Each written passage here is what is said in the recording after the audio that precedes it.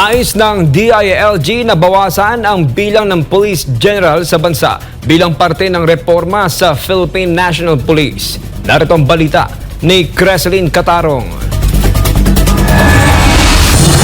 Itinutulak ngayon ni Interior Secretary John Vic Remulla ang mga pagbabago sa organizational structure ng Philippine National Police. Sa isang press briefing sa Malacanang ito Martes, inilahad ni Remulla na ang pagtugon sa anyay top-heavy police organization ay magiging isa sa kanyang mga prioridad. Sinabi niya na kabilang sa reforma na kanyang gagawin ang pagbabawas ng bilang ng mga general mula sa mahigit 130 ay magiging 25 na lamang. Ibinahagi ng DILG Chief na 32 taon na ang Republic Act No. 6975 o ang batas na nagtatatag sa pambansang pulisya at aniya, kailangan na ulit itong silipin. Saad pa ng kalihim, nakikita niyang problema sa organisasyon ang redundancy o nauulit lamang na maraming mga posisyon. Marami rin anyang area police commands na walang mga hawak na tao. There are a lot of generals now without commands.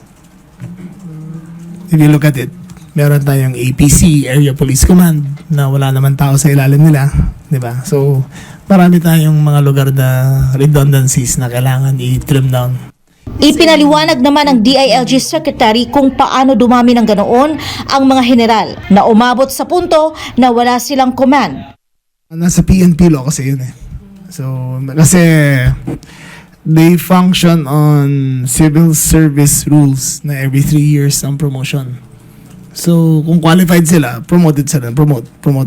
So, we want to change a lot of that to make it 5 years para mas mabagal ang promotion ng mga... Kasi nagiging top-heavy nga eh. If you look at the structure, I think there are 133 eh, if I'm not mistaken, 133 generals. Like maraming mga provincial directors, after 2 years of service, full colonel sila, hindi pa sila eligible to promote, floating sila after 2 years. So there are things that we have to change para mas sila efficient. Kung matutugunan ng mga ito, sinabi ng kalihim na magiging mas matatag ang istruktura sa hanay ng PNP. Paglilinaw naman ng DILG Chief, hindi pa ito pinal at rekomendasyon pa lamang. Yung mga reforms na yan is recommendatory 4 months from now. We're working together with the UP College of Public Administration para makuha ng kompletong detalye kung paano namin ma-reform. Lalo-lalo na yung structure. Kasi very top-heavy ang PNP ngayon. Ipinahayag ni Remulla na ang planong reforma sa PNP ay isa sa mga tinalakay sa isang sectoral meeting sa Malacanang nitong umaga ng Martes. May tugon naman siya sa tanong kung ano ang mangyayari sa mga aktibong general ng PNP sa gitna ng rekomendasyon na ito. No, we're gonna let them retire and then it's still a plan. It's not, again, that's one of my recommendations to flatten the organization.